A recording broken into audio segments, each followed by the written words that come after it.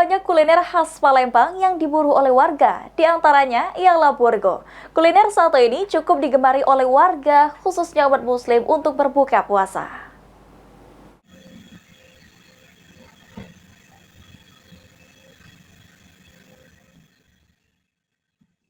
Bulan Ramadan menjadi berkah sendiri bagi penjual kuliner khas Palembang, yakni burgo, di mana karena mereka kebanjiran pembeli.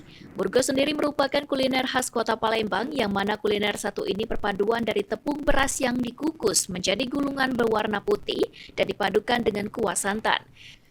Jika dibandingkan dengan hari biasa, dalam seharinya di bulan suci Ramadan, pembuat burgo bisa menghabiskan 150 loyang.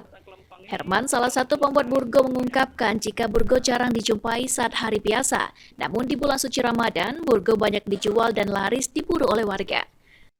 Kalau sekarang karena untuk sebulan puasa ini ada peningkatan.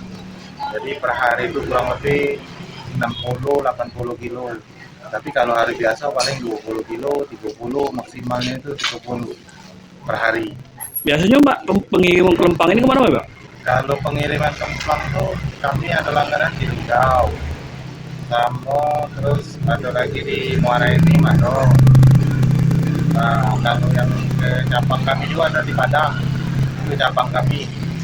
Sama kalau yang langganan juga di Jabodetabek banyak juga, terutama Tangerang banyak. Salah satu pembeli burgo mengaku jika burgo cukup enak disantap saat buka puasa dengan ditambah kerupuk hingga sangat lezat untuk disantap.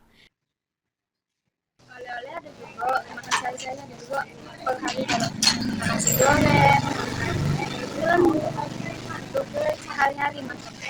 Paling enak dipadukan dengan apa Mbak, kelempang ini Mbak?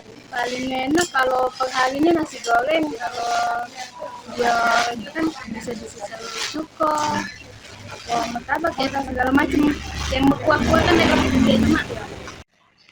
Selain menjadi bulan penuh berkah, ternyata Ramadan juga menjadi bulan penuh rezeki bagi para pedagang kuliner.